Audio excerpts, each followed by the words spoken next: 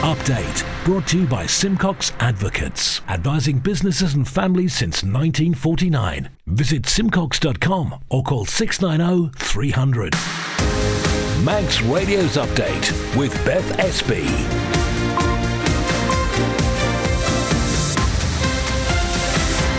First of May, good evening. It's 5:30. This is Update on Manx Radio on Thursday, the 5th of October. Over the next half hour, we'll bring you a look at what's been happening on the Isle of Man today, as well as the latest weather, business, travel and sport.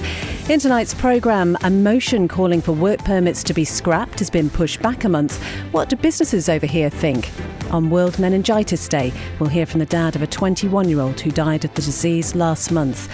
There's a plea from Appeal Commissioner for people to use Manx businesses, some good news for hip surgery patients at Nobles Hospital and for the Manx scallop industry, and a group of firefighters are heading home to continue their fundraising Six Peaks Challenge. That's all to come before 6 p.m. Do stay with us.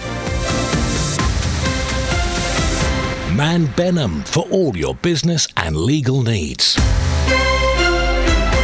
First of all, with the time at 5:31, Christian has the latest news headlines. The Chamber of Commerce is urging Tynwald to support proposals to scrap the island's work permit system. The Enterprise Minister is expected to request permission from politicians in November, which hopes to address labour shortages and grow the working population.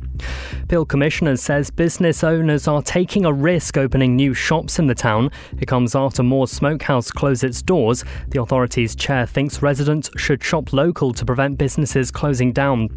And across the British Isles, Nobles Hospital has been ranked the best performing hospital for prompt surgery, but falls below average in 4 of 8 categories, including bone medication. It's hoped recruitment of a new doctor will improve results across the board in due course. In international news, a man's been sentenced to 9 years in custody after breaking into Windsor Castle with a loaded crossbow. Jaswant Singh Chal told a police officer he was there to kill the Queen and became the first person to be convicted of treason in over 40 years. A nurse and healthcare worker have been found guilty of unlawfully drugging patients. Catherine Hudson and Charlotte Wilmot mistreated people while working on a stroke unit at Blackpool Victoria Hospital. And 21 people who were arrested on the day of the King's coronation to prevent a breach of the peace will face no further action. Prosecutors concluded there's no realistic prospect of conviction. Those are the Update News headlines, next at 6.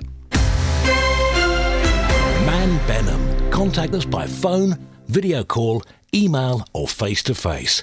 We're happy to connect with you. Manx Radio Weather with Manx Glass and Glazing. Thanks very much, Christian. The latest forecast from the Met Office. It'll stay cloudy but largely dry now into this evening. A few patchy outbreaks of light rain or drizzle still possible. Strong southwest winds, they'll ease slightly to become fresh to strong early tonight. And rain, though, will return later tonight. Temperatures falling to a minimum of no lower than 13 Celsius. So tomorrow then, cloudy, further rain and drizzle. That'll be a bit patchy at times through the morning, then gradually clearing away northwards to become mostly dry in the afternoon. Breezy again, a fresh to strong southwest wind, highs of 17. But just looking ahead to some good news maybe for Saturday.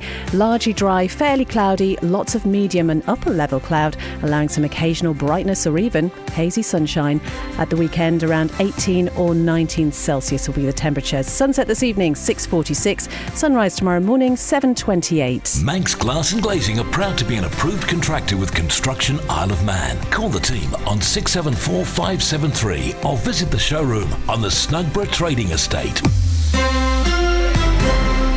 We've been pushing for an overhaul of the system for well over 8 years now. Back in 2016, we welcomed the then Chief Minister, who announced that the government were going to relax the work permit requirements to ease the skill shortage. So that was in 2016. And at that time, we called for further exemptions or even the temporary suspension of the work permit system. So over the years, we've seen more and more exemptions come into play against various sectors that are struggling to recruit in certain areas. barriers. It's now got to the stage where there are so many exemptions that really we have to look at the work permit system and think about whether it's actually appropriate for this current economic climate. Given that so many businesses are unable to expand because they can't recruit the workers they need, it just is another barrier that's in the way that we just feel is not necessary in this current climate. The Enterprise Minister said this week that 99.9% of work permits are actually passed. So it's just seen by businesses as red tape and unnecessary bureaucracy. And this view is shared by the majority of our members and the wider business community. So yes, they are passed. Yes, they go through, but it is just another piece of bureaucracy that businesses need to go through. We are well aware that work permits are not the only barrier, and we would like to say that it's important to note this is just one example of unnecessary red tape and bureaucracy that's got to be addressed in order to help employers recruit the employees they need to grow their businesses. We are also investigating the barriers around visas and immigration and have actually recently provided evidence to the ministers on this topic. That needs to be the next thing that is addressed. That's the Chamber of Commerce Chief Executive Rebecca George, and it comes as a motion calling for the temporary suspension of work permits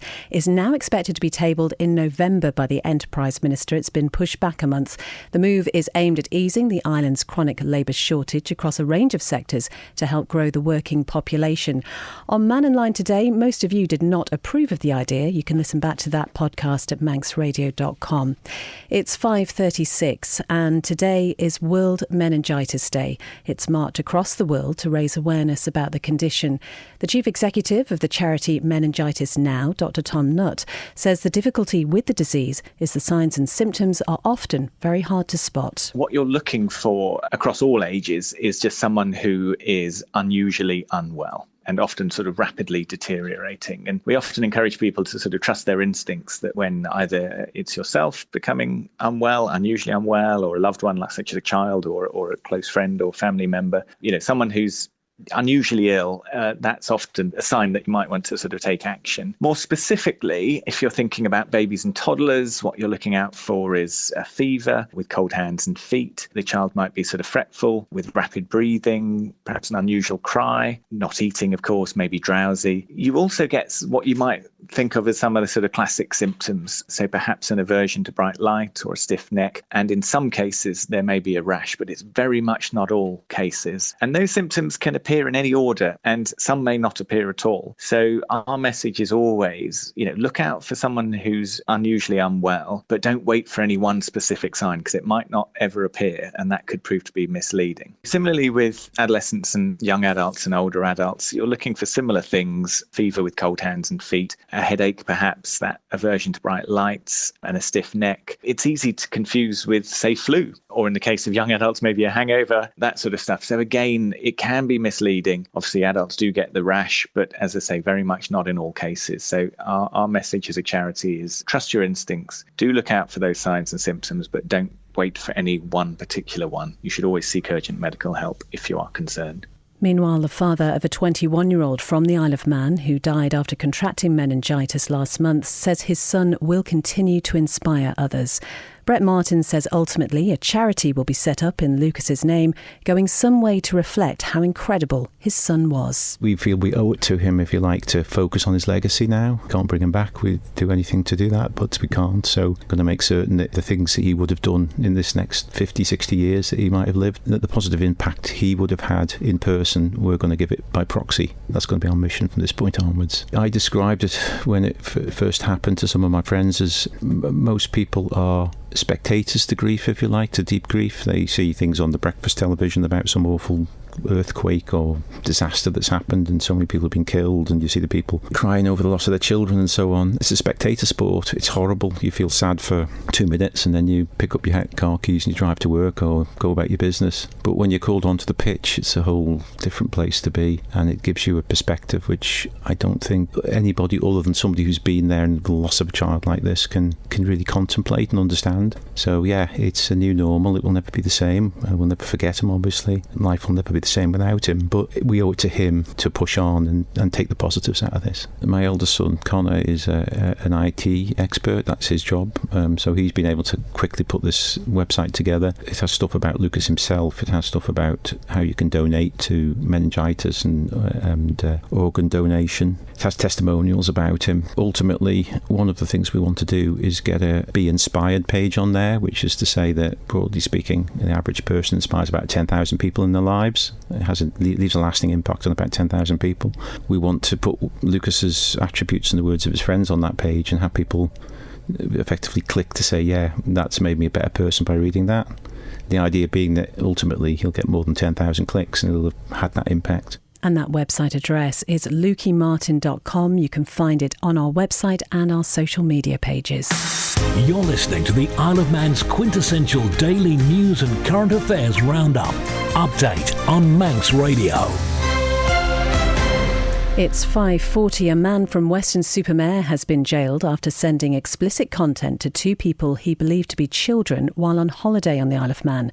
Tessa Hawley has this report. Timothy Ian Moulton, formerly of Alfred Street, was caught out by two undercover operatives working via Facebook. At Douglas Courthouse today, the 41-year-old pleaded guilty to two offences of sending offensive, indecent or menacing messages between the 9th and the 19th of July. The court heard police had been alerted to Moulton's behaviour by someone who'd set up a social media account purporting to be a 13-year-old girl. Unbeknownst to Moulton, who initiated sexual conversation and sent indecent photographs of himself, the individual running the profile was a decoy. On a second occasion, Moulton, who called himself Dr. Tim, sent a message to the account of a 14-year-old girl. Again, he instigated obscene conversation and sent explicit photographs. This account was being run by someone working for a child online safety team, and Moulton was reported to the police once again. Moulton's advocate told the court his client was of low intelligence and had long-term difficulties, adding that as the people involved were not real children, the harm caused had been limited. Jailing Moulton for 28 weeks, High Bailiff James Brooks told him, "You believed they were young girls. Your intent was to cause far greater harm. You know right from wrong," he added. "I have absolutely no doubt you knew it was wrong." High Bailiff Brooks also noted that he was having to deal with Moulton under the Communications Act because new sexual offences legislation is not yet in force on the island. This, he said, meant he was left with legislation designed for nuisance phone calls, which restricted his sentencing powers, leaving the High Bailiff to add, "It seems to me the public is much less well protected than it might be." Tessa Hawley reporting. It's hoped the appointment of a new orthopaedic geriatrician at Nobles Hospital will improve post-op care for hip surgery patients. The National Hip Fracture Database, which rates hip surgery performance at hospitals across the British Isles, found Nobles to be the best for prompt surgery, but below average in 4 of the 8 categories it rates. Consultant orthopaedic surgeon Ian Wright explains. Of the 8 key performance indicators, we do well, what I would consider to be, good to excellent in 4 of the 8, and we do pretty poorly in the other 4, but that's on this report. And that was because we didn't have what we call an orthogeriatrician, which is a medical doctor as opposed to a surgeon that also helps look after these patients. Traditionally speaking, the orthopaedic surgeons are the ones that go in with the hammers and chisels and put the new bits of metal in, and then it's physicians that will look after these patients on the ward and help them with their general medical care and rehabilitation. Up until very recently, we've not had anyone in place doing that in a dedicated fashion, but we have this year appointed a consultant in that role, and so we expect all the other key performance indicators during 2023 to rise towards the top, such that when the report comes out this time next year for 2023's work, I expect we'll be close to the top in all of them. We do that in-house. We meet every 3 months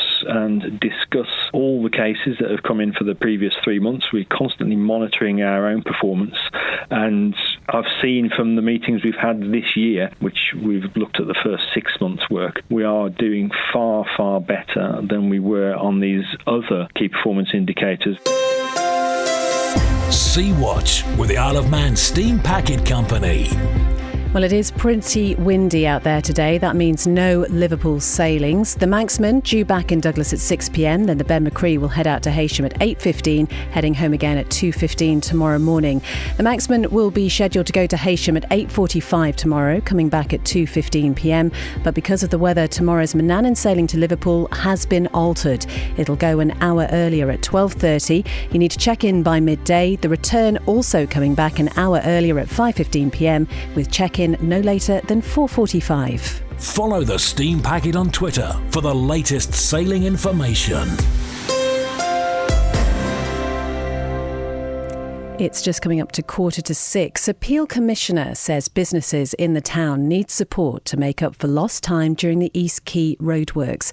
It follows the closure of Moore's Smokehouse, which Hazel Hannon believes could have affected the traffic restrictions. If people aren't prepared to shop in the street, then that's what happens. I mean, we have some wonderful businesses in the street: Celtic Gold, Paradise and Girl. We've still got newsagents. We've still got Handy Person Shop, Do-It-Yourself Shop, which is fantastic. But we have also young people opening up businesses. We've got a chocolate cafe. We've got a really good butcher. We have an awful lot going for us in Peel. And if people aren't prepared to shop in the street and use these businesses, then they can't exist. But the people that are running the businesses, I have every thanks and appreciation for the risks they're taking to open businesses.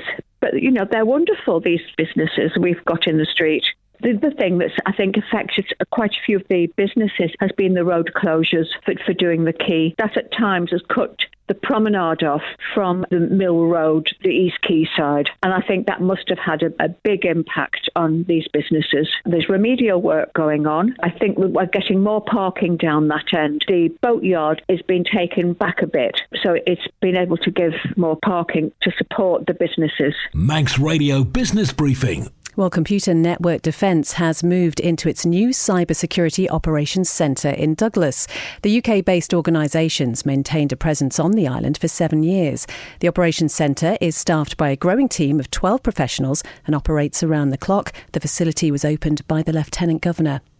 Further afield, Metro Bank confirmed today it's considering its refinancing options following reports it was looking to raise hundreds of millions of pounds from investors. The Challenger Bank said in a statement it was evaluating the merits of a range of options, including a combination of equity insurance, debt insurance and or refinancing and asset sales. Metro said no decision had been made on whether to proceed with any of those options. For a full daily market report, go to ramseycrookall.com. The Stock Market Report, brought to you by Ramsey Crookall. Well, UK and European markets opened in negative territory as global sentiment faltered. Asia-Pacific markets were broadly weaker, with Korean and Japanese stocks posting a more than 2% drop after the US 10-year Treasury yield hit its highest level in 16 years. Oil rose in early trade, supported by tightening global crude supply ahead of a panel meeting of OPEC ministers. Gold priced lower. In corporate news, Tesco hiked its retail profit and cash flow targets after a strong first half. Sales rising by 9% on the back of easing inflation, the supermarket giant said. As a result of significant cost reductions from the Save to Invest cost-cutting programme, it now expects to deliver a retail adjusted operating profit of $2.6 billion to $2.7 billion for the 12 months to the 25th of February. The numbers now from Ramsey Crookall. At the close in London, the FTSE was up 42.52 at 7,913. A short time ago, the Dow Jones was off 157 at 32,971. The Nasdaq was down 99 at 13,136, and the S&P 500 was down 29 at 4,233. In commodities, gold's down 0.8% at $1,815, and Brent is down 1.81% at $84.26. You've got an investment plan? Yeah, Mike set it up. But don't you need loads of money to do that? Not this one. It's called Shearwater from Ramsey Crookall, and you pay in monthly as little as £100. So it's like saving regularly, really helping us invest in the future. For a house, or the kids' education. £100 a month? I could easily do that. You should. The sooner you start, the better. Invest in your future with as little as £100 a month. Shearwater from Ramsey Crookall, the island's investment specialist for 75 years. Call 717171 or visit ramseycrookall.com. Licensed and regulated by the Isle of Man Financial Services Authority. Update brought to you by Simcox Advocates. It's just coming up to 10 to 6. The new chair of the Housing and Communities Board says he intends to drive forward the work of Chris Thomas, who held the position previously. But Douglas North MHK David Ashford says reaction to his return to government has been a mixed bag. The Chief Minister approached me and asked if I would take it. I was delighted to do so. I've got quite a wide housing background in terms of politics. People forget now, but I had 8.5 years of local government service with Douglas, and 5 years of that was chairman of housing at Douglas. It's something I've always been passionate about, and like I say, I think it's a massive policy area for this administration and also for the future past this administration as well. And I've always said in politics I wanted to roll my sleeves up, get involved and actually make a difference, and housing I hope is somewhere where I can make a difference. I've actually had an awful lot of congratulatory messages as well. I was actually travelling back from the UK yesterday, and my email inbox has been absolutely swamped with people actually congratulating me and saying that they're glad I've taken on the role and wishing me well. So it's a mixed bag. You will always, with any appointment, have people who particularly don't like the person or don't want the person in that role, and you'll also have people who will be delighted. That's politics.